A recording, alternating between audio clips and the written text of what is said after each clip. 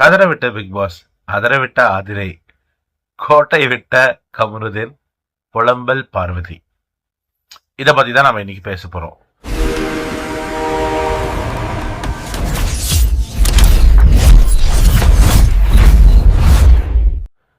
முக்கியமா இன்னொரு விஷயமா இருக்கு, அதை பத்தி நம்ம பேச போறோம்.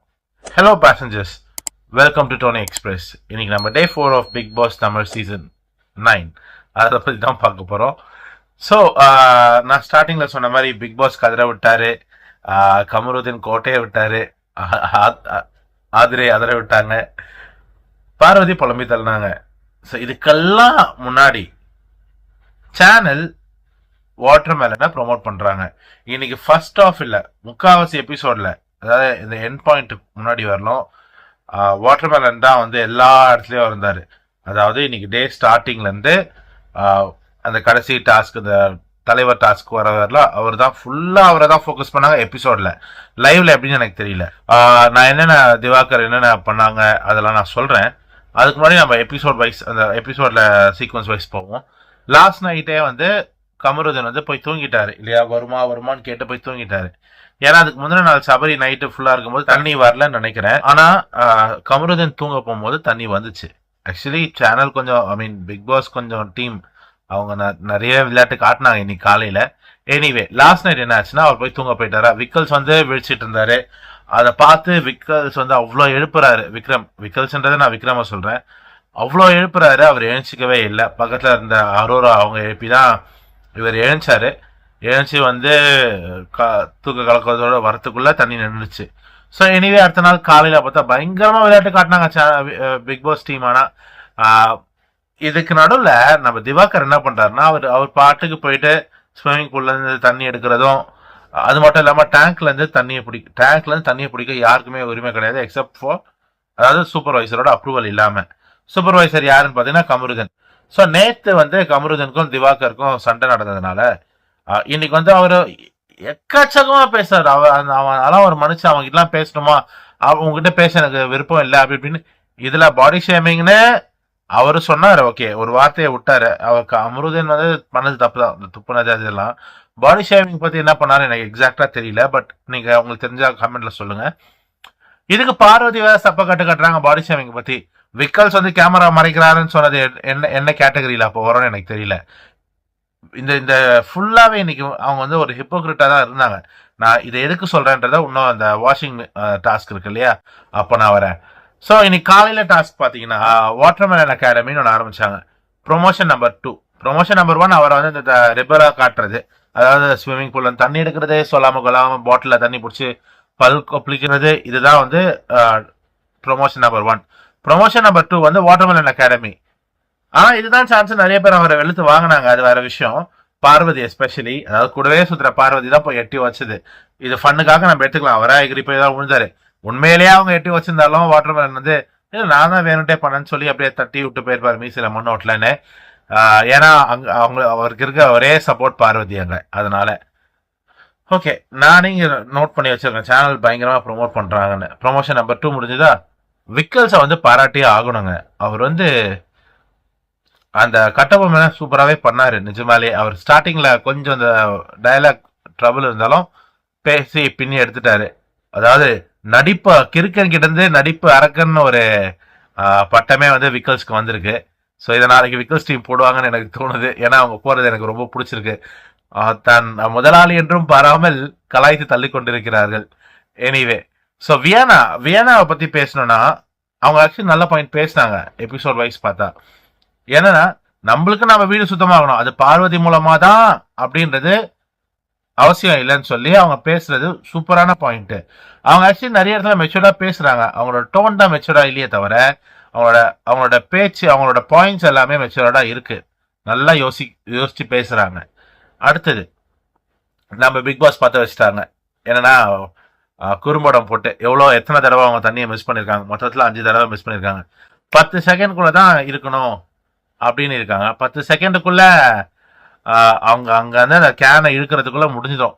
எனிவே, இந்த குறும்படம் போட்ட உடனே கமருதீனை எல்லாம் சுத்திட்டாங்க. கமருதீன் மேலதான் தப்பு, அது ஆக்சுவலி உண்மைதாங்க. இப்போ அதுக்கப்புறம் சுபி வந்து வேற ஒண்ணும் இல்லை, எங்க பிரச்சனையில தான் நீங்க 2-3 வாட்டி வந்து மிஸ் பண்ணிட்டீங்கன்னு சொல்லி சாரி தான் கேட்க வந்தாங்க. அது கொண்டு இது முடிஞ்ச கதை அப்படி இப்படின்னு கண்டஸ்டன்ஸ் எல்லாரும் வந்து அப்படியே எகர ஆரம்பிச்சிட்டாங்க. எதுக்குன்னு எனக்கு புரியல. என்னடா பைத்தியக்காரங்களடா நீங்களான்ற மாதிரி இருக்கு.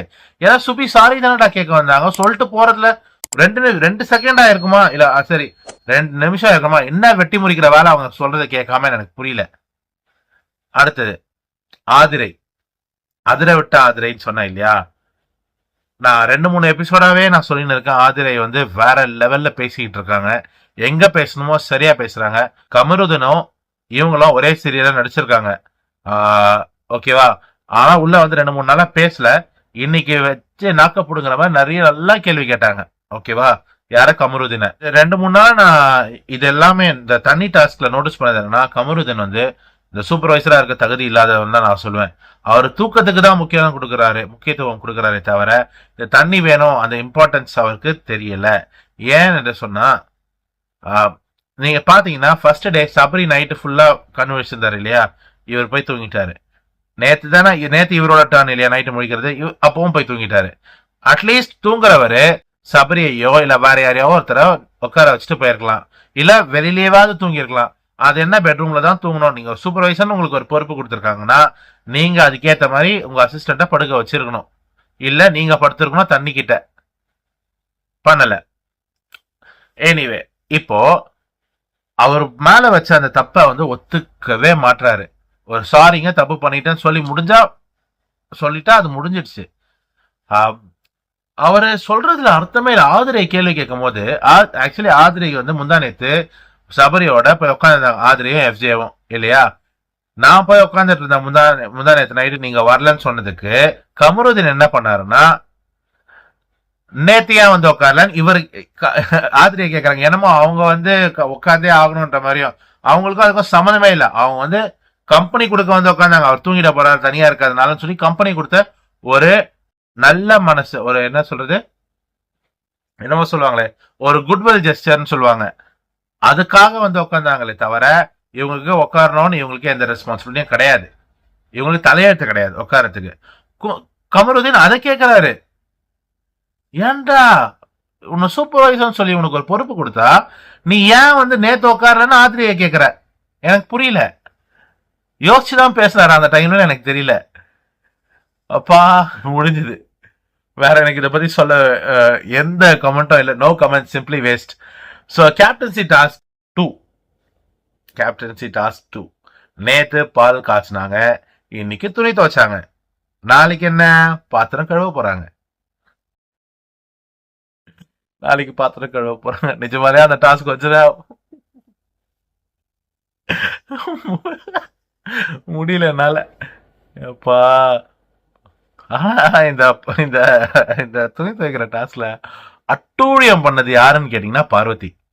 அட்டூழியம் மேல அட்டூழியம்.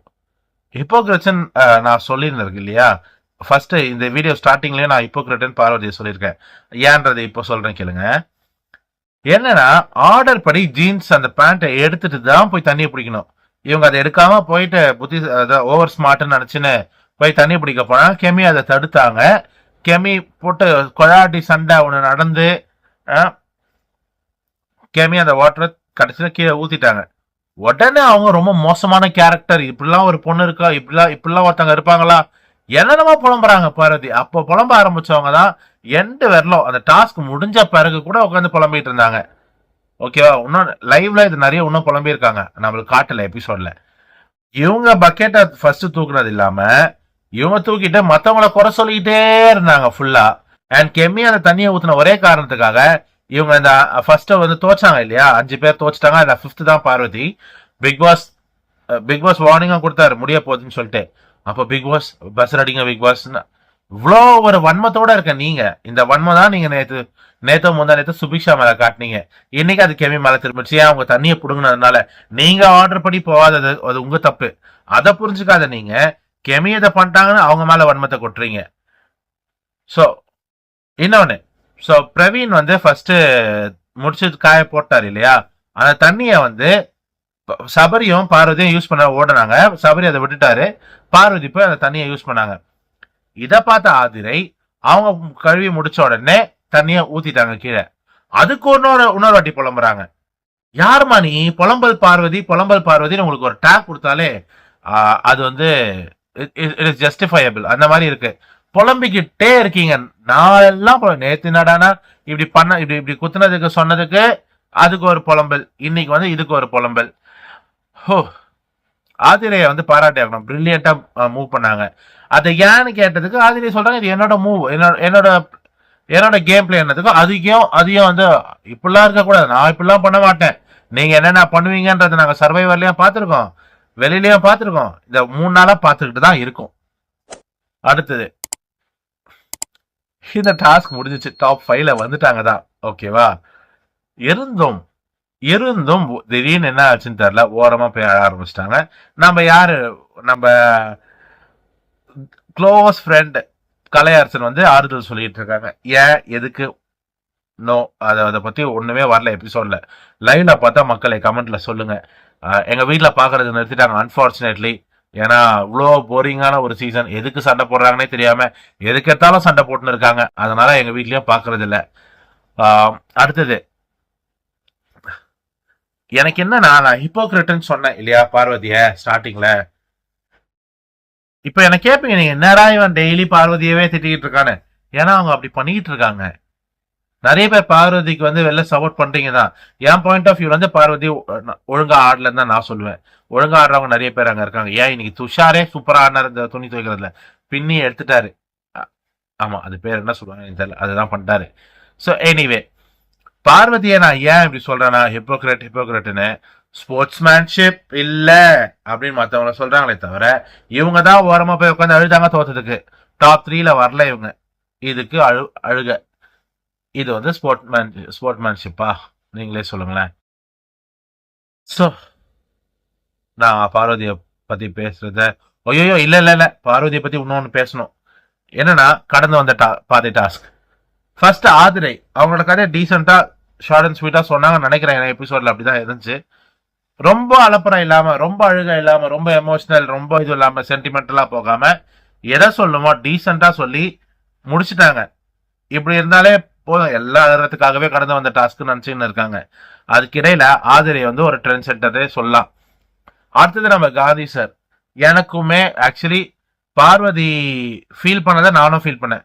ப்ரீச் பண்ற மாதிரி இருந்துச்சு ஸ்டார்டிங்ல. ஆனா அவர் என்ன சொல்ல வராருன்னு அவருக்கு தான் தெரியும், பார்வதிக்கு இல்ல இல்லையா.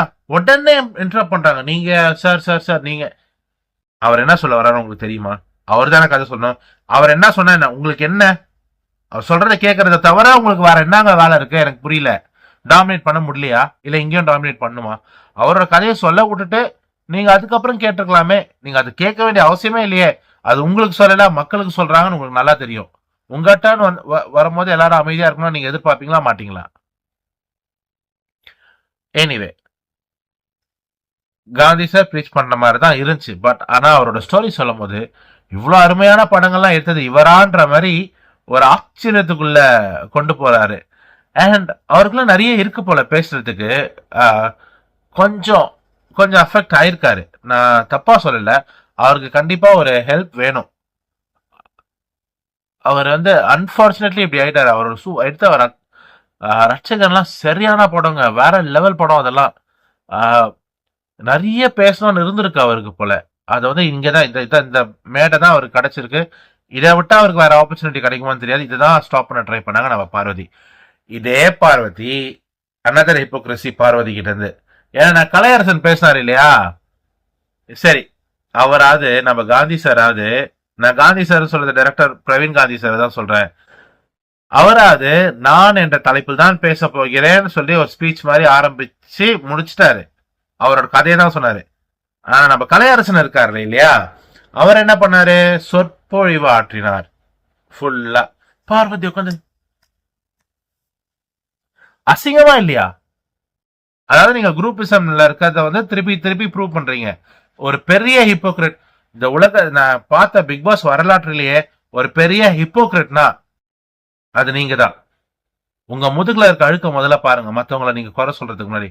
அவர் வந்து எப்படி பேசுறாருன்னும் போது நீங்க இன்டரப்ட் பண்ண, நீங்க கலையரசனையும் இன்டரப்ட் பண்ணிருக்கணும்.